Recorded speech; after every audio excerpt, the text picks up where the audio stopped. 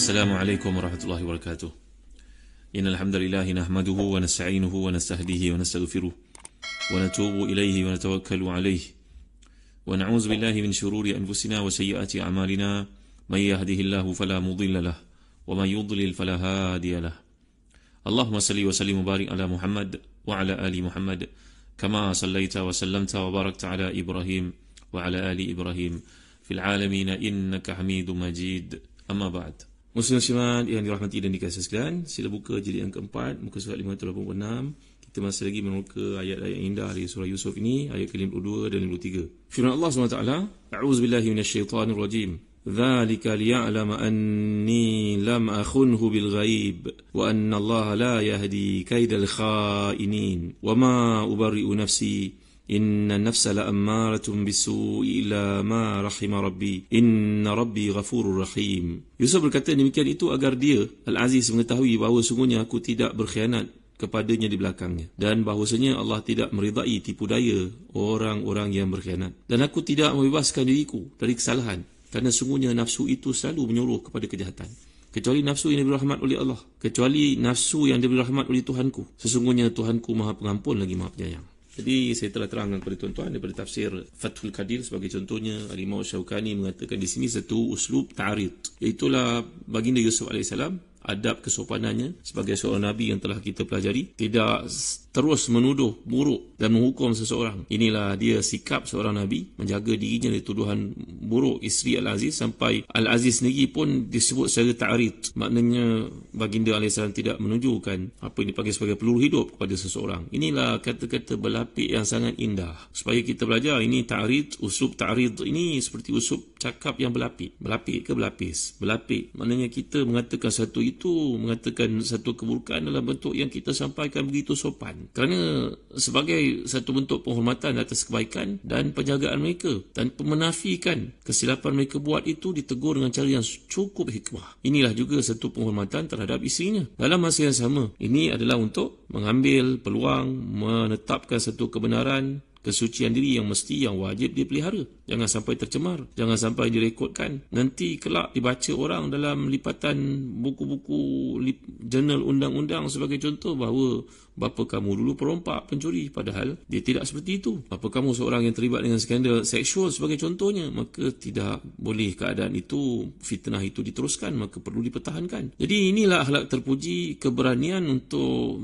mengakui kebenaran dan secara jelas menyatakan satu yang benar dan tidak ragu-ragu dalam membebaskan orang yang suci dan membenarkan orang bertakwa. Kerana isteri Al-Aziz telah menyatakan dan mengakui kebenaran Yusuf di hadapan perempuan-perempuan yang diundangnya. Isteri Al-Aziz sekali lagi mengatakan di depan raja pula, akulah yang telah menggodanya, padahal Nabi Yusuf tidak menyebutnya secara direct. Dia mengulangi pengakuannya itu, sekali di depan perempuan-perempuan itu, sekarang di depan raja. Maka ya, dengan fitnah itulah, konspirasi jahat itulah telah menyebabkan Yusuf AS ditahan di penjara. Jadi kita telah lihat dalam episod yang lalu bila isi mengatakan hasal haq, telah nyata kebenaran. Sekarang dalam ayat yang ke-52, Nabi Yusuf menekankan bahawa dia baginda tidak mengkhianati sesiapa pun, terutamanya majikannya. Kemudian datang ayat yang ke-53, wa ma ubari'u nafsi inna nafsa la'amaratun bisu'i illa ma rahima rabbi inna rabbi ghafurur rahim. Siapa punya kata-kata ni tuan-tuan? Kata-kata ni mengundang satu gambaran bahawa yang berkata itu seolah-olah terdedah kepada melakukan keburukan,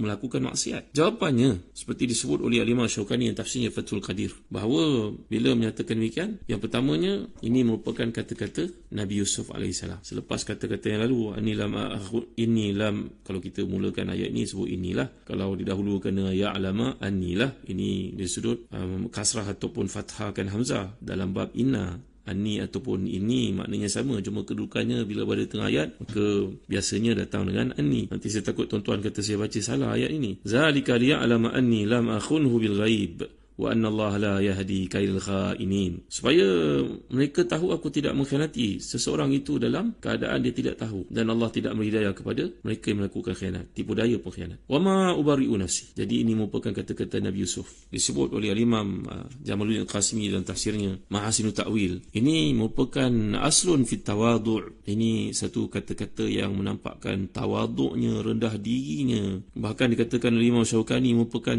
khadmun. Khadmun makna satu kata-kata yang menampakkan tawaduk yang amat sangatlah untuk menunjukkan betapa hinanya diri manusia itu tanpa panduan daripada Allah Subhanahu Wa Taala.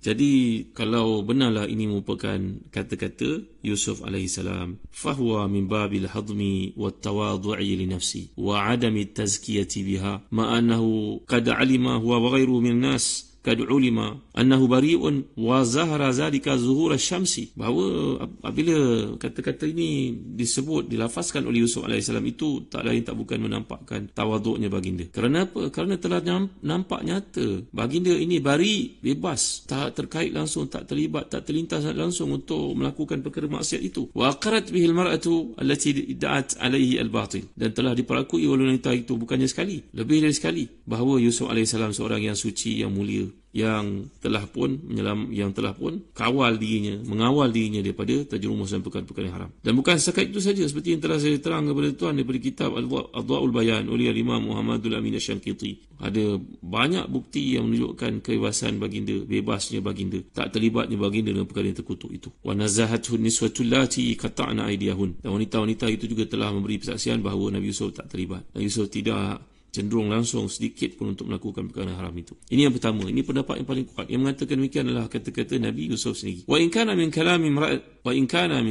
mar'ati, kalau itu imra'atil aziz, kalau ini merupakan kata-kata perempuan tersebut, fahuwa waqi'un 'alal haqiqah. Ini adalah kata-kata yang bersifat realistik, kerana dia yang telah mengikrarkan, mengiktiraf dosa yang dilakukan. Wa atarafat bil murawada wal iftira' ala Yusuf, dan dia telah pun mengiktiraf usahanya untuk menggoda dan menceritakan kepalsuan yang bukan-bukan, yang tidak betul kepada Yusuf alaihissalam. Wa qad qila in hadha min qawli al-aziz wa huwa ba'idun jiddan. Kata Imam Syaukani, ada pula yang mengatakan ini merupakan seolah-olah disampuk, istilahnya dicelah oleh Al-Aziz, iaitu menteri kanan yang telah pun merasa kesebersalahan di hadapan raja. Isterinya ada situ, Nabi Yusuf pun ada, saksi pun ada, ramai orang menyaksikan. Dia telah pun membetulkan keadaan dan mengatakan wa ma ubari'u nafsi inna nafsal amaratun bisu'i illa ma rahima rabbi. Ini adalah kecenderungan nafsu untuk melakukan satu maksiat, kecuali lah orang dipelihara oleh Allah seperti Yusuf. Tapi nampaknya, kata Imam Syaukani, pendapat ketiga ini tidak kuat langsung, ba'id, jauh daripada kebenaran. Yang lebih tepatnya ini merupakan kata-kata Nabi Yusuf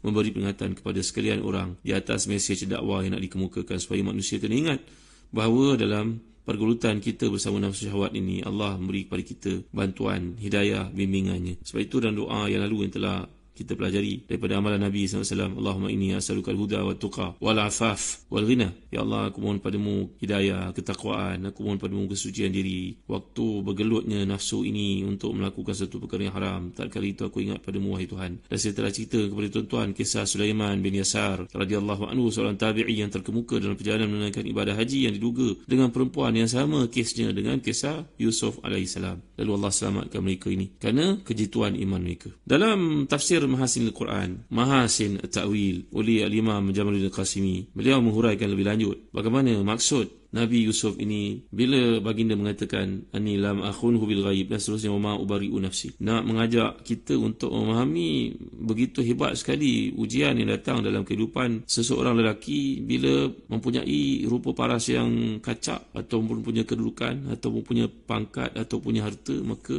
godaan yang paling besar datang daripada orang perempuan. Kerana Nabi telah menyatakan dalam hadis sahih, ma taraktu ba'di fitnatan adhar ala rijali minan nisa. Aku tidak pernah meninggalkan satu ujian lebih besar untuk orang lelaki dalam kehidupan mereka berbanding dengan perempuan. Maka ramailah yang ranap imannya, rosak imannya kerana bila digoda dengan perempuan. Lihat bagaimana hebatnya, ajaibnya kasih sayang Allah SWT untuk insan nabinya yang bernama Yusuf AS ini, untuk kita ambil sebagai pedoman supaya dalam kehidupan kita tak tersasar ketika mendapat ujian sebegini. Tengok, yang pertama sekali Allah SWT kurniakan untuk seorang lelaki memang kecenderungan kepada orang perempuan. Sebagaimana kecenderungan seorang yang dahaga kepada air, orang lapar kepada makanan lazat. Kok mana pun mata orang lelaki ni mesti nak tengok pada orang perempuan. Allahu Akbar. Itulah sebabnya seorang perempuan disuruh untuk memakai pakaian yang menutup auratnya. Tak kira dia seorang lebay ke, seorang berpelajaran tinggi ke, asal dia lelaki melihat perempuan, dorongan ke arah itu sangat kuat. Dan kalau kita lihat dalam kisah Nabi Yusuf ini lagi, bagaimana hebatnya ujian tersebut, dan Allah pelihara baginda yang mulia Nabi ini maksum. Ketika itu Nabi Yusuf merupakan seorang budak muda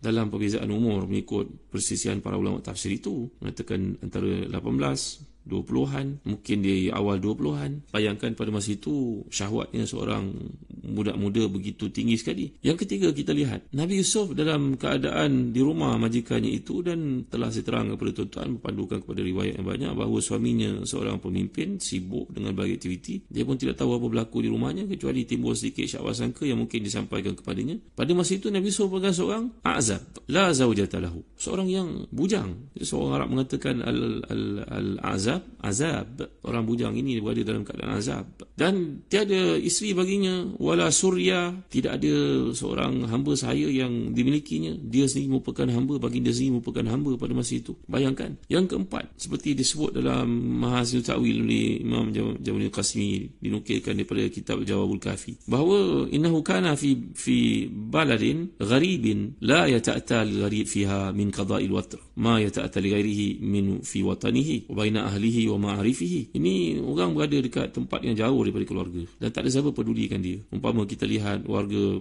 asing yang ada di tempat kita, keluarganya jauh, isinya jauh, anak-anaknya tak tahu apa dibuat di sini, maka kecenderungan untuk melakukan maksiat ada pada seseorang yang bersifat berada dalam situasi seperti ini, jauh daripada keluarga. Tapi hebatnya iman yang Allah kurniakan pada seorang Nabi. Al-Khamis, ini perkara yang kalau kita kaji, kita akan dapati begitu kasih sayang Allah untuk Nabinya dan walinya. Orang yang dikasihi olehnya maka akan dipelihara. Dorongan untuk melakukan buatan haram yang sifat fahsyak dan yang mungkar ini memang timbul, tenggelam dalam hidup seseorang. Yang kelima, kata Imam Jawabul Al-Qasimi lagi, anal mar'ata kanat zata mansab wa jamal bihaith an kullu wahid min hadhaini al-amrayni yad'u ila muwaqa'atiha. Perempuan ini merupakan seorang perempuan cantik, bangsawan, semua permintaannya mesti ditunaikan. Bayangkan dalam situasi seperti itu Yusuf AS berjaya menyelamatkan dirinya, bahkan dalam larinya Nabi Yusuf itu sehingga koyak pakaiannya. Yang keenam, ini kalau melihat kepada kes yang berlaku ini, perempuan ini yang menyediakan dirinya untuk dilakukan perkara haram itu. Dalam banyak kes sebenarnya lelaki itu yang hendak, bukan perempuan itu yang hendak. Tapi dalam perkara yang berlaku pada